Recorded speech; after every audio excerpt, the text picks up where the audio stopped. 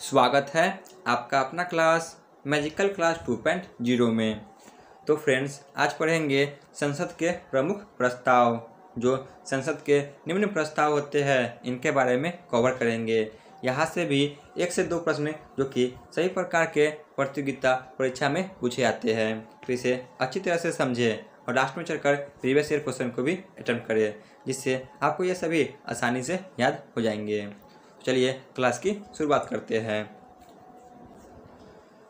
तो इससे पहले पॉलिटी के जितने भी टॉपिक थे ये सभी कवर कराया जा चुका है। यदि आपने इनके बारे में नहीं देखा तो जाकर प्ले लिस्ट में देख सकते हैं, और इन सभी का PDF भी आपको टेलीग्राम पर मिल जाएगी। सबसे पहले देख लेते हैं अविश्वास प्रस्ताव। जो अविश्वास प्रस्ताव है इनके बारे में देख लेते हैं। यानी कि जो बहुमत दल है, जब इनमें विश्वास न रह पाए तब यह प्रस्ताव लाया जाता है। इस प्रस्ताव को विपक्ष के द्वारा लाया जाता है। यानी कि जो विपक्ष में होते हैं इनके द्वारा लाया जाता है। जो बहुमत दल होते हैं इन पर अविश्वास प्रस्ताव लोकसभा में लाया जाता है। जो अविश्वास प्रस्ताव है तो इसे लोकसभा में लाया जाता है। अविश्वास प्रस्ताव लाने के लिए कम से कम 50 सदस्यों का समर्थन अनिवार्य होता है। जो अविश्वास प्रस्ताव है तो इसे लाने के लिए कम से कम जो 50 सदस्य है इनका समर्थन अनिवार्य होता है, और इसे लागू करने के लिए 50% से अधिक सदस्यों की सहमति अनिवार्य होती है। यानी कि जितने भी सदस्य हैं तो इनमें से 50% से अधिक सदस्यों की सहमति अनिवार्य होती है, तब जाकर अविश्वास प्रस्ताव लागू होती है। इस प्रस्ताव को पारित होने पर मंत्रिपरिषद को त्यागपत्र देना होता है। जो मंत्रिपरिषद है यानी कि सरकार, तो इन्हें यदि अविश्वास प्रस्ताव पारित हो जाए तो इन्हें त्यागपत्र देना पड़ता है। यह पूरी मंत्रिपरिषद या केवल एक मंत्री के विरुद्ध भी लाया जा सकता है। ठीक है ना। जो अविश्वास प्रस्ताव है तो यह पूरी मंत्रिपरिषद या केवल एक मंत्री के विरुद्ध भी लाया जा सकता है। नोट को ध्यान में रखें। यदि एक मंत्री के विरुद्ध भी प्रस्ताव पारित हो जाती है तो पूरी मंत्रिपरिषद को त्यागपत्र देना होगा। यानी कि एक भी मंत्रिपरिषद के विरुद्ध यदि अविश्वास प्रस्ताव जो कि पारित हो जाए तो पूरी मंत्रिपरिषद को इस कंडीशन में त्यागपत्र देना होता है। इस प्रस्ताव को एक सत्र में एक ही बार लाया जा सकता है। जो संसद के 3 सत्र होते हैं तो इन तीनों सत्र में एक एक बार लाया जा सकता है। यानी कि एक सत्र में इसे एक ही बार लाया जा सकता है। संसद के प्रमुख 3 सत्र होते हैं। पहला है बजट सत्र जो कि फरवरी से मई तक होती है। दूसरा है मानसून सत्र जुलाई से सितंबर तक होती है। तीसरा है शीतकालीन सत्र जो कि नवंबर से दिसंबर तक होती है। अब तक लोकसभा में 28 बार अविश्वास प्रस्ताव लाया जा चुका है। इनमें से सबसे अधिक 15 बार इंदिरा गांधी के सरकार में लाया गया था। जब इंदिरा गांधी की सरकार थी तो इनमें 15 बार अविश्वास प्रस्ताव लाया गया था। 3 बार लाल बहादुर शास्त्री के सरकार में लाया गया था। जो लाल बहादुर शास्त्री है तो इनके सरकार में 3 बार अविश्वास प्रस्ताव लाया गया था, और 3 बार ही PV नरसिम्हा राव की सरकार में भी अविश्वास प्रस्ताव लाया गया था। 2 बार मोरारजी देसाई और 2 बार ही श्री नरेंद्र मोदी के सरकार में भी अविश्वास प्रस्ताव लाया जा चुका है। 1 बार जवाहरलाल नेहरू, 1 बार राजीव गांधी और 1 बार अटल बिहारी वाजपेयी के सरकार में अविश्वास प्रस्ताव लाया जा चुका है। तो कुल मिलाकर अब तक 28 बार अविश्वास प्रस्ताव लाया जा चुका है। 15 बार इंदिरा गांधी की सरकार में, 3 बार लाल बहादुर शास्त्री और PV नरसिम्हा राव की सरकार में, 2 बार मोरारजी देसाई और श्री नरेंद्र मोदी के सरकार में, और 1 बार पंडित जवाहरलाल नेहरू, राजीव गांधी और अटल बिहारी वाजपेयी के सरकार में। तो इन सभी में से सबसे पहले अविश्वास प्रस्ताव जो कि जवाहरलाल नेहरू के सरकार में लाया गया था। तो इस बात को आपको ध्यान में रखना है, ठीक है ना। जवाहरलाल नेहरू की सरकार में सबसे पहली बार अविश्वास प्रस्ताव लाया गया था। अब देख लेते हैं विश्वास प्रस्ताव। विश्वास प्रस्ताव किसे कहते हैं? तो विश्वास प्रस्ताव सत्ता पक्ष के द्वारा लाया जाता है। ये जो कि साबित करते हैं कि हमारा बहुमत सिद्ध हो गया है, यानी कि बहुमत साबित करने के लिए जो कि 50% से अधिक सीट चाहिए होता है, यानी कि लोकसभा में वर्तमान में 543 सीट है, तो इनमें से कम 272 सीट उन्हें चाहिए होता है। तब पता चलता है कि इस दल को जो कि बहुमत प्राप्त है, ठीक है ना। तो इसी को दर्शाने के लिए जो कि विश्वास प्रस्ताव सत्ता दल लाते हैं।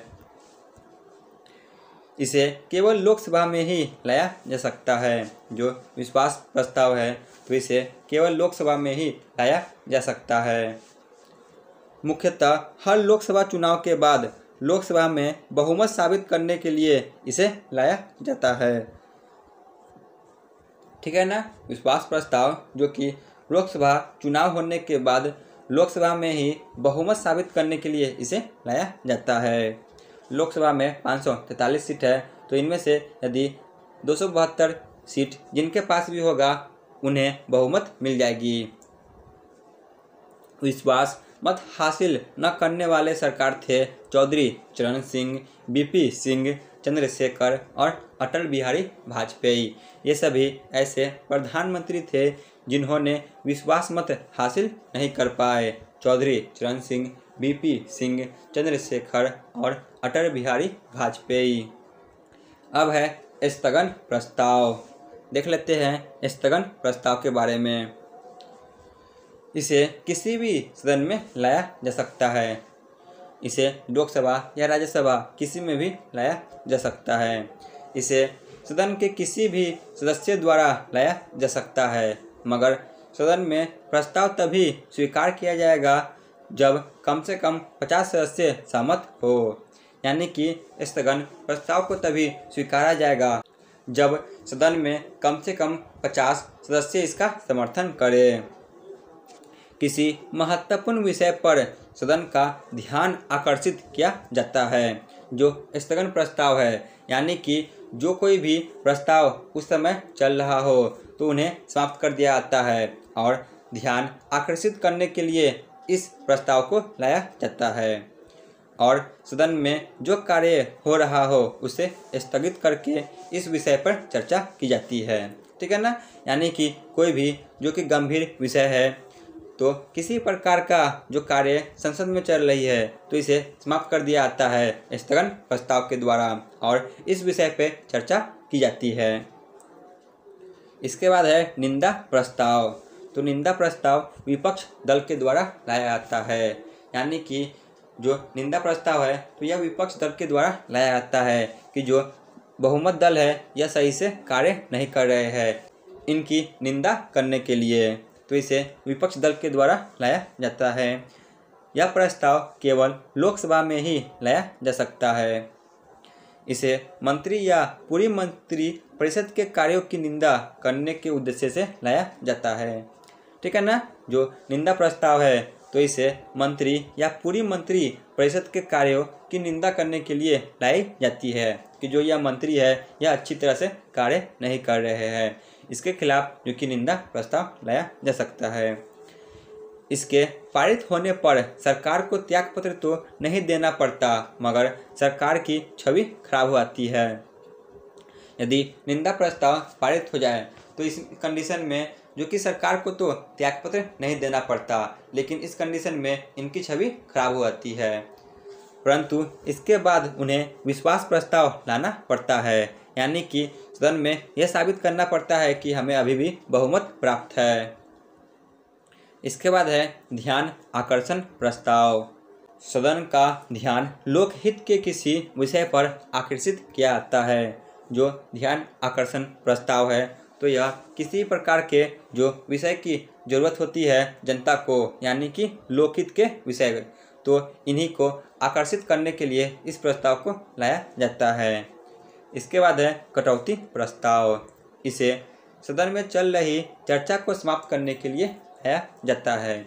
यानी कि किसी भी विषय पर सदन में चर्चा चल रही हो और काफ़ी देर से उसी पर चर्चा हो रही हो तो उसे ख़त्म करने के लिए इस प्रस्ताव को लाया जाता है। इसके पारित होने पर चर्चा के बीच में ही रोककर संबंधित विषय पर मतदान की जाती है। ठीक है ना। कटौती प्रस्ताव के द्वारा किसी प्रकार का विषय पर जो चर्चा हो रही है संसद में तो इसे समाप्त कर दी जाती है और उसके बाद इसे रोककर इससे संबंधित मतदान इस पर की जाती है। तो यहाँ पे हमारा थ्योरी क्लास समाप्त होती है। चलिए चलते हैं प्रीवियस ईयर क्वेश्चन पे। पहला प्रश्न है, अविश्वास प्रस्ताव किनके द्वारा लाया जाता है? तो ऑप्शन बी, विपक्ष दल के द्वारा लाया जाता है। क्वेश्चन नंबर 2, अविश्वास प्रस्ताव किस सदन में लाया जाता है? तो ऑप्शन ए, लोकसभा में लाया जाता है। क्वेश्चन नंबर 3, अविश्वास प्रस्ताव लाने के लिए कम से कम कितने सदस्यों का समर्थन अनिवार्य होता है? तो ऑप्शन सी, 50 सदस्यों का समर्थन अनिवार्य होता है।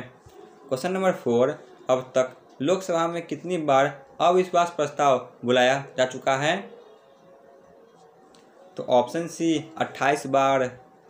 क्वेश्चन नंबर 5, अविश्वास प्रस्ताव सबसे ज़्यादा किस प्रधानमंत्री पर लगाया गया था? तो ऑप्शन ए, इंदिरा गांधी पर 15 बार। क्वेश्चन नंबर 6, लाल बहादुर शास्त्री के सरकार में कितनी बार अविश्वास प्रस्ताव लाया जा चुका है? तो ऑप्शन बी, 3 बार। क्वेश्चन नंबर 7, सबसे पहले किस प्रधानमंत्री के विरुद्ध अविश्वास प्रस्ताव लाया गया था? तो ऑप्शन ए, जवाहरलाल नेहरू के सरकार में सबसे पहली बार अविश्वास प्रस्ताव लाया गया था। क्वेश्चन नंबर 8, विश्वास प्रस्ताव किनके द्वारा लाया जाता है? तो ऑप्शन ए, सत्ता दल के द्वारा लाया जाता है बहुमत साबित करने के लिए। क्वेश्चन नंबर 9, निम्नलिखित में से विश्वास मत हासिल न करने वाले प्रधानमंत्री कौन हैं? तो ऑप्शन डी, इनमें से सभी। चौधरी चरण सिंह, अटल बिहारी वाजपेयी, चंद्रशेखर और एक है बीपी सिंह भी। क्वेश्चन नंबर 10, जो कि आज के क्लास का अंतिम प्रश्न है, निंदा प्रस्ताव किनके द्वारा लाया जाता है? तो ऑप्शन बी, विपक्ष दल के द्वारा। तो आज का क्लास यहीं पे समाप्त होती है। आप लोग कमेंट में जरूर बताएं कि आपको यह क्लास कैसा लगा। धन्यवाद।